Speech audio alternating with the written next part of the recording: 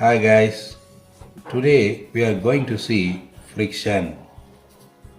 You know, what do you mean by friction? What is the definition of friction? What is the definition of friction? The force which always opposes the motion of one body over the other body in contact with it is called friction or force of friction. Otherwise, it may be also called as frictional force. So, friction is nothing but a opposing force. So, what do you mean by opposing force? Suppose you consider a table, you place some block on the table, you just apply a force to pull it. So, when you are applying a force to pull it, what happens? The surface of the object and the table surface, they are in contact with each other. So, opposite to the applied force, there is some force is acting between the two surfaces. That is called frictional force. If I am applying maximum amount of force, external force, but the block is not moving, they are at rest. If they are at rest, then it is called static friction. Suppose after applying the force, if the block moves, then it is called, if the block moves, otherwise it slides, then it is called kinetic friction. Suppose when one body rolls over the other body, suppose if you consider a table, on this table some wheel arrangement is there. So between the wheel surface and the table surface, the friction acting between the two surfaces, when one body rolls over the other body, the frictional force acting between the two surfaces is called rolling friction. So there are three types of friction when you are considering the solid body. So fluid friction, it is nothing but viscous force. So it will be discussed in the separate chapter. Now you know the meaning of friction. It is the opposing force. So once again I am repeating the definition. The force which always opposes the motion of one body over the other body in contact with it is called friction or force of friction. So there are three types of friction. One is static friction, another one is kinetic friction, another one is rolling friction. So let me pass on to next topic. The next concept we are going to see normal reaction. So what do you mean by normal reaction? See, I will tell you the definition of normal reaction. When a body is resting or sliding over a surface, the force exerted by the surface perpendicular to itself on the body is known as normal reaction. It is represented by the symbol R.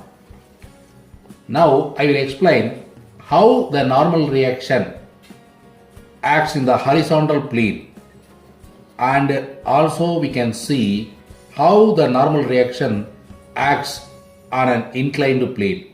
Both we will see. First we will see how the normal reaction acts in the horizontal plane. So it is a horizontal surface. It is a horizontal plane or horizontal surface. Now you are placing a block on this surface. Suppose if m is the mass of the body, then mg is the weight which is acting vertically downwards. So it is called weight. Mass into gravity, it is called weight. So according to Newton's third law of motion, to every action there is equal and opposite reaction. So for mg there is a equal and opposite reaction acts on the body. That is called normal reaction. Why we say it is normal? Normal means perpendicular. So here for this plane, this is perpendicular. That means 90 degree. So it is called normal reaction. So for horizontal plane, R is equal to mg. So in inclined plane, how we can say, how we can explain the normal reaction. See here, it is inclined plane. It is inclined plane. It is inclined plane. So if you are placing a block on this inclined plane, what happens? So if theta angle is inclined, automatically here also theta angle is created here, because when the horizontal plane moves theta angle upwards, automatically here also theta angle it forms. So what happens here? M is mass of the body, so mg is the weight which is acting vertically downwards. If it is theta, what happens to this? What happens to this? It is divided into two components, mg cos theta and mg sin theta. Here you see, this is called normal reaction. So when the plane is inclined, what happens? R is balanced by mg cos theta.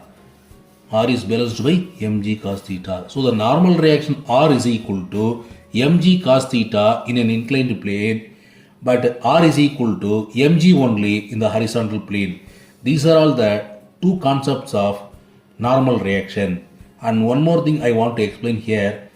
This mg sin theta is balanced by the frictional force which acts opposite to the mg sin theta.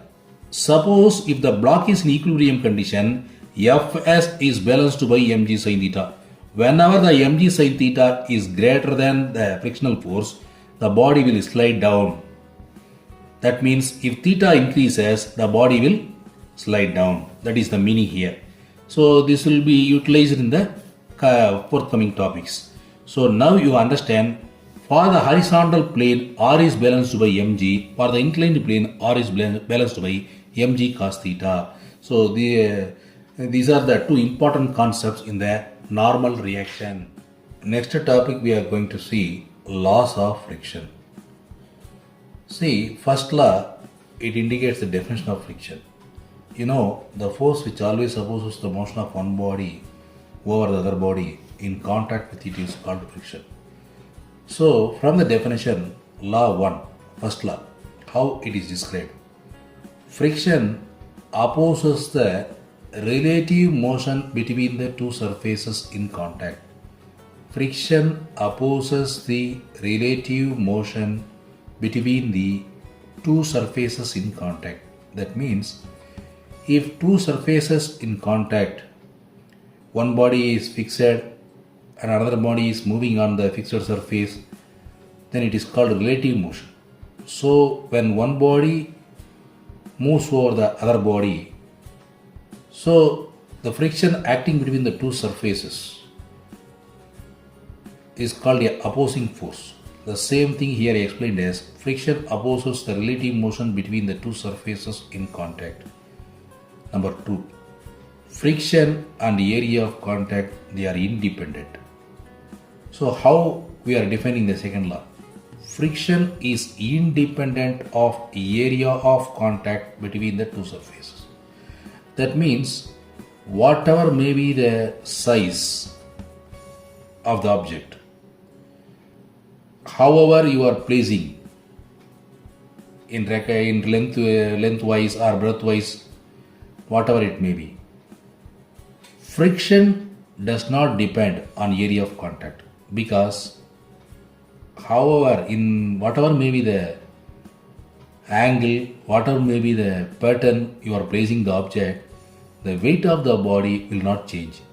So here we are saying friction is independent of area of contact between the two surfaces.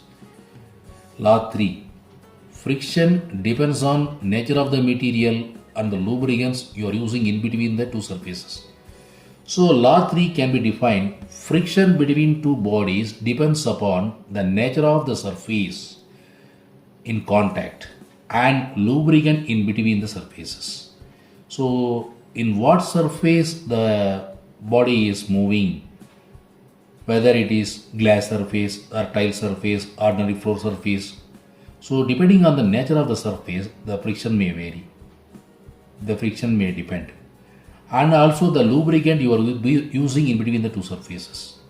So by combining these 2 points, third law is given by friction between two bodies depends upon the nature of the surface in contact and lubricant in between the surfaces. So the last one is friction between two bodies is directly proportional to the normal reaction between the two bodies. Friction between the two bodies అంటే frictional force is directly proportional to the normal reaction. Otherwise, simply I can say F as is proportional to R. So, from the law, fourth law, we can get the definition of coefficient of friction that we will see. From the fourth law of friction, we can define coefficient of friction. You know what is fourth law? Again, I am repeating. Friction between two bodies is directly proportional to the normal reaction between them.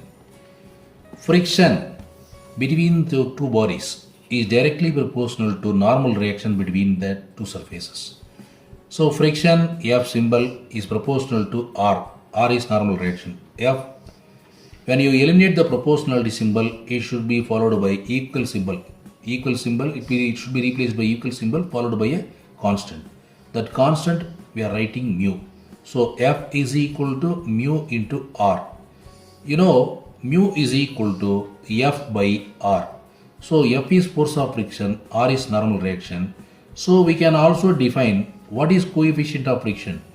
The coefficient of friction is defined as the ratio of force of friction to the normal reaction.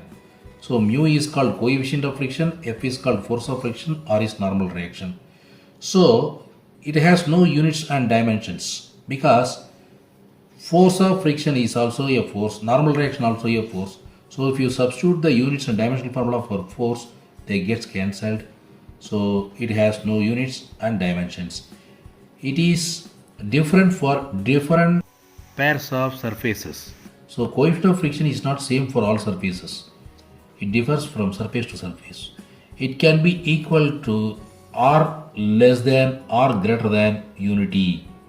So the coefficient of friction mu value will be equal to or less than or greater than unity. Equal to 1 or less than 1 or greater than 1. That is the meaning of this sentence. So here, one more thing also I can tell you.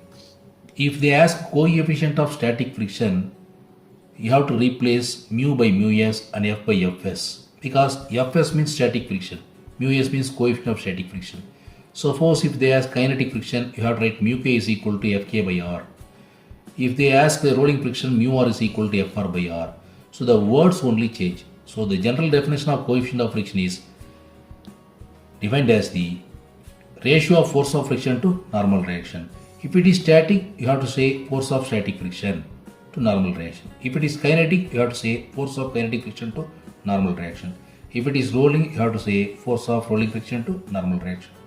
So you have to change the words. So the general definition, now you know, the coefficient of friction is defined as the ratio of force of friction to normal reaction. So mu is equal to F by R. Thanks for watching. Like, share, subscribe.